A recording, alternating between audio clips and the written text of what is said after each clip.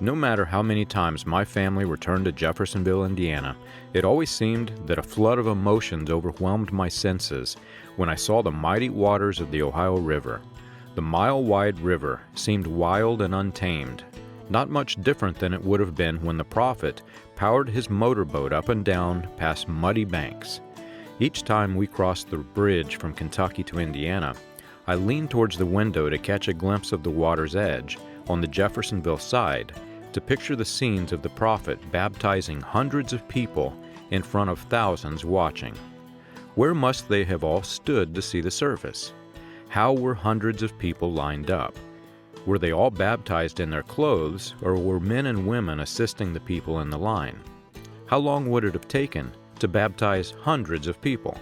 I tried to do the math in my head, trying to imagine the time it would have taken for a quick prayer and a dunk in the water. If there were 500 people and they were able to get in and out of the water in a minute's time per person, the prophet would have been in the water for over 8 hours. Yet he said that almost 1,000 were baptized. That must have been a long service. It must have taken between 8 and 16 hours at least. I was surprised that I could find nothing even resembling that kind of revival in the newspapers.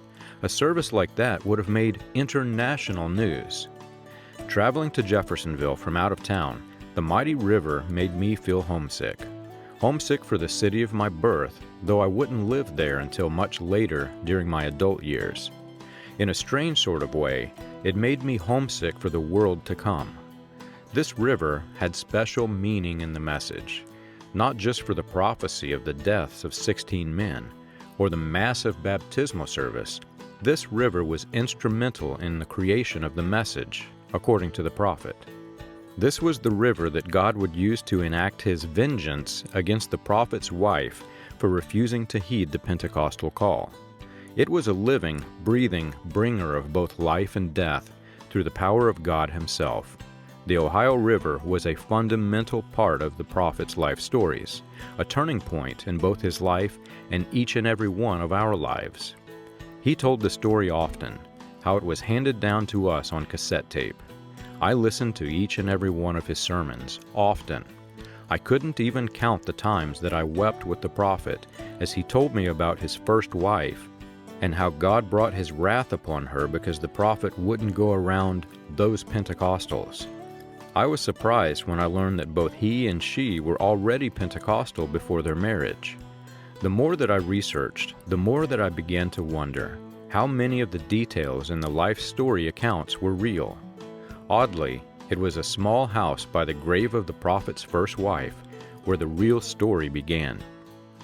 It was at this cemetery where the prophet's first wife, Hope Brumbach's family began, in the same cemetery where her body was laid to rest after her life tragically ended. The prophet's wife, Hope, was born Hope Amelia Brumbach in 1913. Her grandfather was Elza Brumbach, and he lived in a small house next to the cemetery that is now her final resting place. Elza was the superintendent of the cemetery and tended the grounds where his granddaughter's tombstone would be planted, and where his son, Hope's father, would nearly die at a young age. When Hope's father, Charles Brumbach, was 13, he was assaulted near the Brumback home by attackers who mistook him for an adult. The newspaper accounts did not explain why, but Charles' attackers brutally beat him. Tuberculosis, which claimed the life of Hope Brumbach, claimed the lives of others in the Brumback family. During the 19th and 20th centuries, tuberculosis was the leading cause of death in the United States.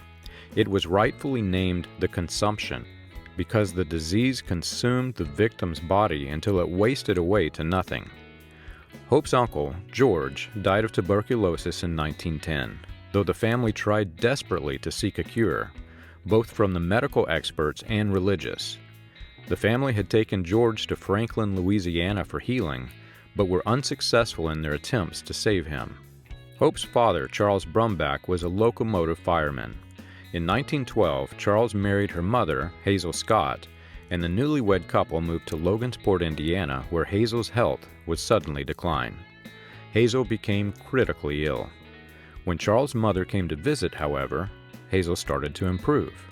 It was later learned that Charles had been abusive to Hazel, and their marriage would end in divorce for the first time. When Hope was 1 year old, Hazel made it known that Charles had been abusive and had abandoned the mother and child and was no longer providing for them. By 1919, Charles had returned to Jeffersonville, Indiana, and risen to limited fame for his achievements on the railroad. During a meeting of the Order of Firemen and Enginemen, Charles was recognized for his work with the lodge. It was announced that his daughter had returned to stay with him for a brief time, and it seemed that Charles was turning his life back around. In the early 1920s, Charles entered politics. At the end of 1923, Charles accepted the nomination for Democratic trustee when control of the local government passed from the Republican Party to the Democrats. In January 1924, Charles won the election in the 4th District.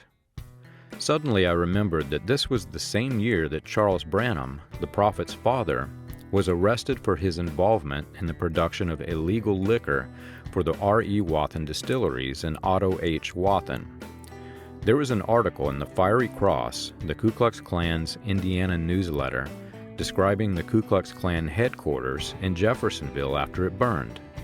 It was during this time that Jeffersonville newspapers were exposing the names of the Ku Klux Klan, which was under scrutiny throughout the state of Indiana during the reign of Ku Klux Klan leader D.C. Stevenson and his control of the Indiana government. Jeffersonville had become a hot spot of activity against the Klan, and during the heat of the battle, the headquarters and all records were burned. The Jeffersonville Ku Klux Klan headquarters was on the second floor of the Spythe Building on the corner of Spring Street and Chestnut, the same building where Shemps first started his candy store. Jeffersonville had multiple branches of the Ku Klux Klan, both male and female, and the building was used as a headquarters for both branches. One part of the building was used for the women, while the other part was used for the men. According to the newspapers, Mr. Brumback had the key to the Klan headquarters. It was about this time that the prophet made his first trip west to live on the corner of 16th Street and Henshaw Road in Phoenix, Arizona. During his absence, Hope was finishing her schooling. She was an honor roll student during the years William Branham was in Phoenix and became close friends with many schoolmates that would later become part of William Branham's life off stage. Parties were often held at the Brumback house, according to the local newspapers, and the details of their attendees and events were newsworthy with Mr. Brumback's position in the government. From all appearances, the Brumback home had changed for the better. Charles and Hazel were temporarily together and holding beach parties. The second attempt at a successful marriage would not last, however. 3 years before the prophet married Hope Brumbach, her father divorced Hazel for the final time, and 4 months later married Grace Creigh. His remarriage did not seem to slow Hope Brumbach, who continued partying. She was so active that her name was mentioned often in the newspapers. Hope was involved with many local clubs. She was enjoying bunco games and swimming, dancing, enjoying life. The Jeffersonville newspaper, which reported everything, captured each story. All of this was difficult for me to reconcile. In the many accounts of the prophet's life story, he often described the happy home of Hope Brumbach and her mother and father when he asked Charles for her hand in marriage. Hope's mother was not only present in those accounts at the Brumback home, but continued to be a part of the life story long after the prophet and Hope had married. And the prophet spoke harshly against women who played bunco. It was difficult for me to picture the young prophet marrying someone who was featured in the newspapers for her partying. By the time she became active in Roy E. Davis's Pentecostal church, Hope was a familiar name in the community. The first mention of Hope in the advertisements for Roy Davis's church was February of 1933, years after the prophet received ordination by Davis. According to the timeline, the prophet would have attended Davis's church in Louisville before he fled criminal charges to Indiana, and there was no mention of Hope in the Louisville church. Both Hope's death and Hope's mother were fundamental parts of the prophet's life story. In almost every version of his stage persona, he claimed that this was his reason for avoiding his calling to the Pentecostal faith, which caused her death. According to the prophet, it was Hope's mother who was to blame. She wouldn't let him take Hope around Pentecostals, and as a result, God took her life during the 1937 flood of the Ohio River. Yet according to the advertisements in Roy Davis's Pentecostal church, both Hope and the prophet were Pentecostal before their marriage. William Branham and Hope Brumbach married on June 22, 1934. Their marriage came just weeks after Roy and Dan Davis fled town and Branham's first Pentecostal tabernacle advertisement appeared. A little over a year later, in 1935, Branham's first son Billy Paul Branham was born. But their happy home would not last. Hope was deathly ill. In January of 1936, Hope received a diagnosis of tuberculosis, and so began a fight for her life that she would not win.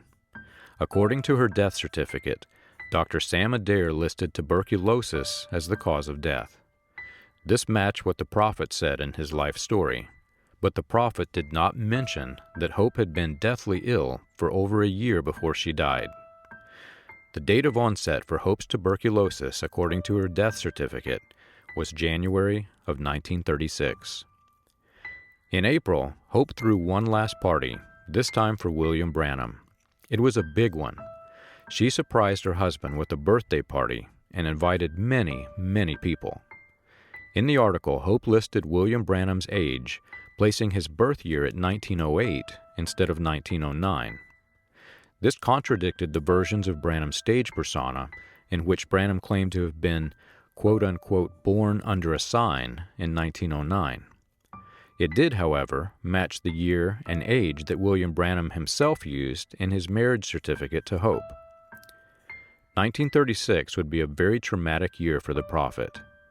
While Hope was dying from tuberculosis, she and the prophet conceived a daughter, Sharon Rose. Hope would have been suffering with tuberculosis while pregnant, and from the look of her photographs from the last years of her life was quickly fading.